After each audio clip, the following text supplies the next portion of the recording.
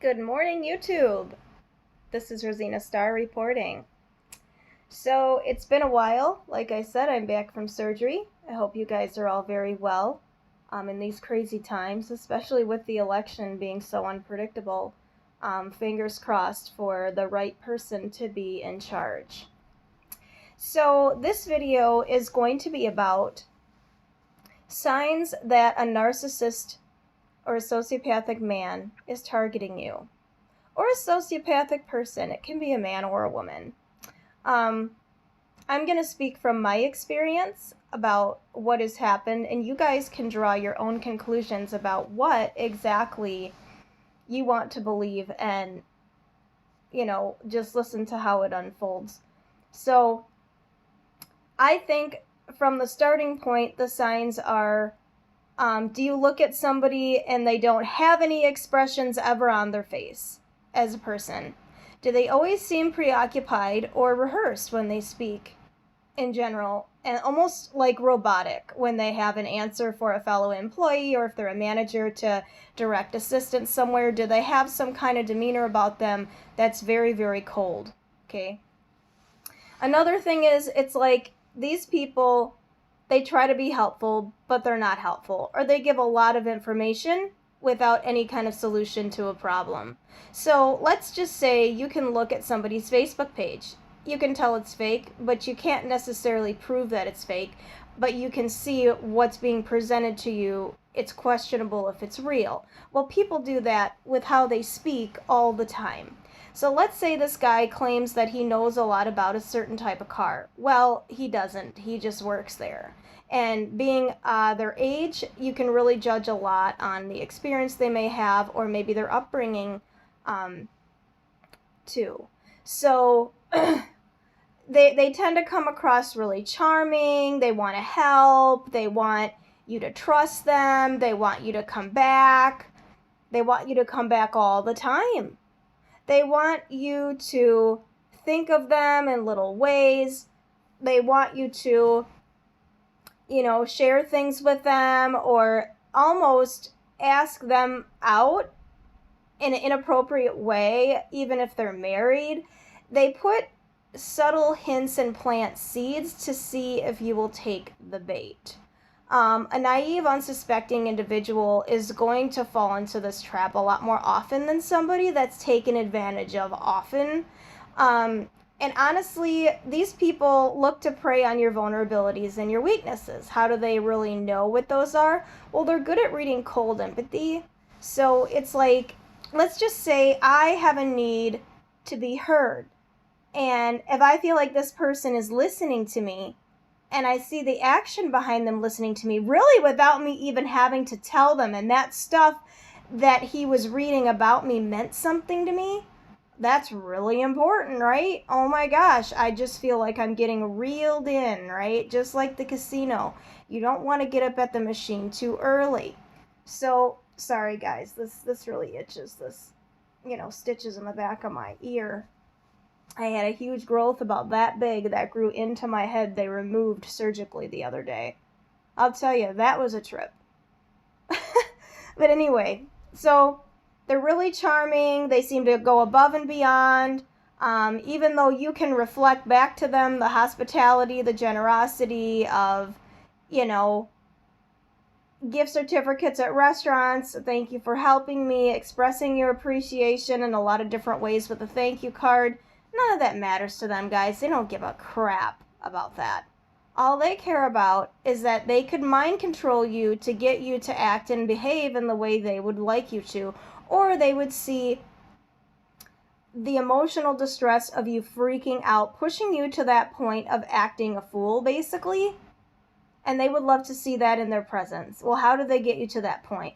It's numerous little inconsistencies and inconveniences physically present in your life that are questionable, but then you would be proven to be thought of insane if you mentioned it to anybody other than them within the situation, basically. So let's just say I had a total of 22 nails in my tires in my car, okay? 22 times I had nails in my tire sitting outside my house. places that I went would get a low tire. Both of the front tires were uneven air. We had to constantly be filling them up. Me, alone. I had to go to Wisconsin to get allergy medication because I was having an asthma attack. And I didn't have the medication here. I had to go to the store, but in Illinois everything was closed. But guess what? In Wisconsin it was open. So I had no choice but to get into the car and go to get medication so I could breathe, right? Well, on my way there, it was fine. I get to the Walgreens, or where I need to be, and the tire light comes on immediately. And oh, check the tire, check the tire. Both of the tires had air that was really low, and I had to fill them up at a filling station. This is 9 o'clock at night. I'm begging and going to my mother's house, who's a narcissist as well, and she just kind of sat there with a look on her face, really confused and unhumbling, how she wasn't really even that concerned. Wasn't willing to follow me to make sure I get home, just willing to say, I don't know what you want me to do about this, Rosina. I need to go to bed. I need to go to sleep. Being retired and being old, I guess that's what you do. Anyway, nobody's really had the consideration to consider me. That's why I guess in life, even being an empathic person, I kind of dish it right back, and that's immediately when people decide they don't like me, or they feel like I'm not a good target to get one over on anymore, so I'm left alone. But you know what? It's better to be left alone than it is to be a target of somebody's jealous, greed, envy, or hatred.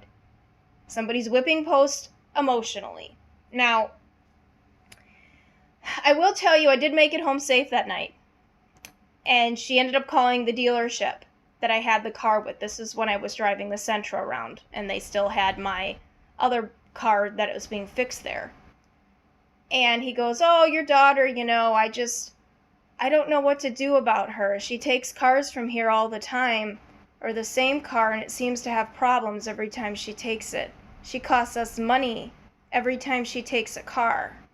So he said he had to send out to get a new tire for $195 to have it back by Monday because it happened over a weekend. And this had already happened 2 or 3 times before, because I took the car after he had done all this unnecessary stuff to it, which I wasn't happy with that car, and the steering wheel controls didn't work half the time. I'll tell you guys, never buy a Nissan.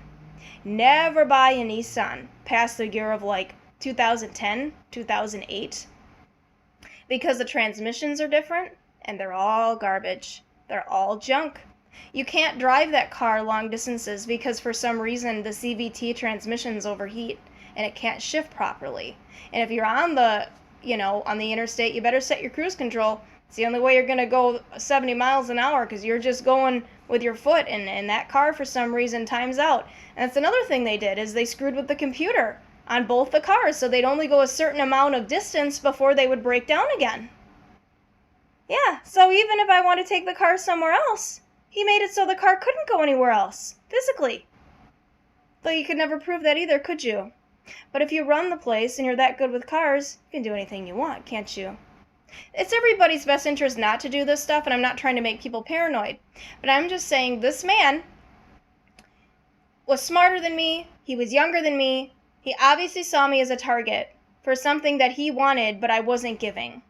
Approximately about 3 weeks ago, I went out to a place at random, was a restaurant I don't eat at normally, called, Nunzio's. And that's my cousin's name. I talked to him earlier. I thought, well, let's have a drink. And he came and had a drink with me. And then, he left.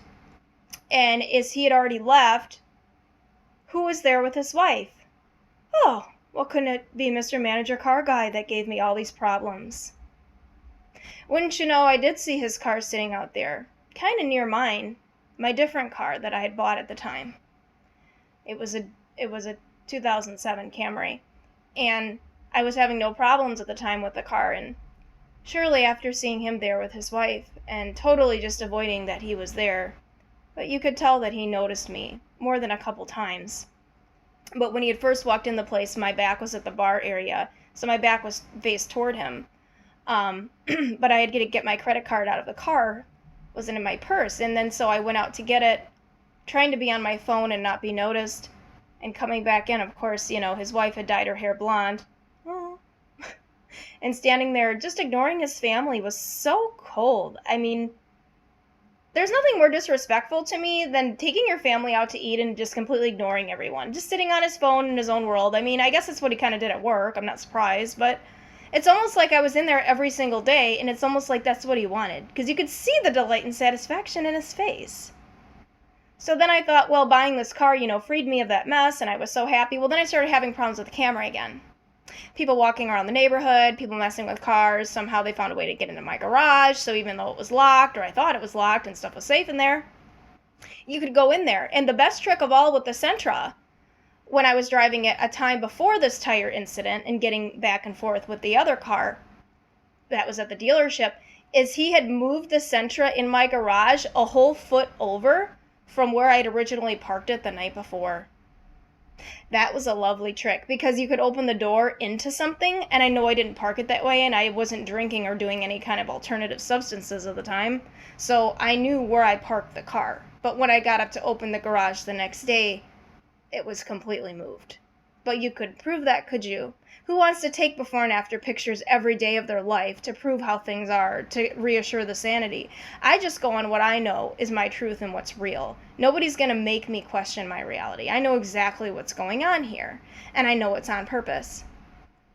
So anyway, I guess the several signs I want you to pay attention to are their actions don't match their words. They'll only give you what they want you to have rather than what you ask for.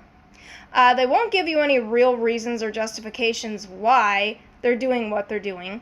They will hint around things to see how you act and present with what they want you to be to get something over on you, whether it be, time alone, sex, money, attention, admiration, a good review. I mean, what was the falling out with this man, you're going to ask? Well, I went on what's happening in a town near where I live. I went on what's happening in, we'll say, DeKalb. And I posted up my story about how I was having problems with this car and going back and forth to this dealership, and I was meeting with this one guy, and how, he sent his assistant to give me his number back last December, and then I deleted it, and, I got maintenance done there, but yet I was seeing a different guy that was right across the street that was a restaurant owner at the time, and maybe he was in on it because he wanted to pay for the car. I thought that was really strange. So all these people being nice to me, and me just being the wrong place at the wrong time, and an innocent person in a situation, learning what the new low of coldness is to get to know somebody and make them depend on you rather than being nice. So, yeah, it's almost like those two were working together from businesses across the street, that there, obviously was some kind of connection there I overlooked. So, anyway, they'll be, just overly generous. They have everything in common with you. They search to find out what your interests are. That's why, you put a lot on Facebook. Make it nothing that you're interested in. I mean, now if you go on my Facebook, you don't get to know me. You get to know what I'm willing to have you see. You don't get to see what I don't want you to see. And you only learn and see what I'm willing to show you. So if you think I'm really into Game of Thrones, you're really mistaken. Why would it be on my Facebook? Just to see if you went there? You have to have new things that you do to really screen people and where they're coming from and what they've seen, so it's not really matching to who you are. So if I meet a guy and he's like, oh, I really like Game of Thrones, I'm like, really? I don't. My cousin does, but I don't. So if you put on there you like ice cream, and he's like, oh, I really like ice cream, and just say, oh, I don't eat dairy, I'm a vegetarian. You really know where they're getting their information, and how did they find you on there? Well, who knows, but that's even more creepy, isn't it? So just so you know, guys, people that have something to hide everything. And people that say not a lot are very suspicious, have no empathy in their face, barrier or not with the races and ethnicities of people. We all smile in the same language, and we hurt in the same language. Pay attention. I hope this video helps somebody out there. Have a good day.